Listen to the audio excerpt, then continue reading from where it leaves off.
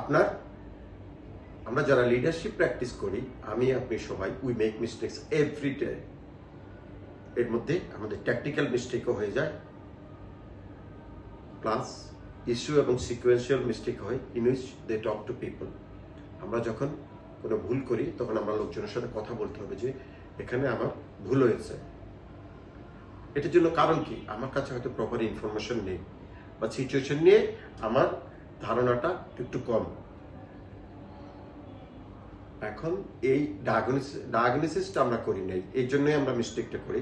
তাইলে we find then in leadership that actually the most common sources of failure is are diagnostic. আপনি যদি diagnostic না হন তাহলে আপনি ফেলিউরটা বেশি হওয়ার সম্ভাবনা বেশি।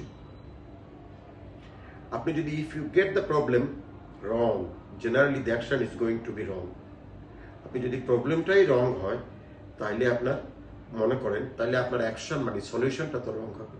সো আপনাকে ডায়াগনস্টিক দৃষ্টিভঙ্গি নিয়ে দেখতে হবে। Thank you.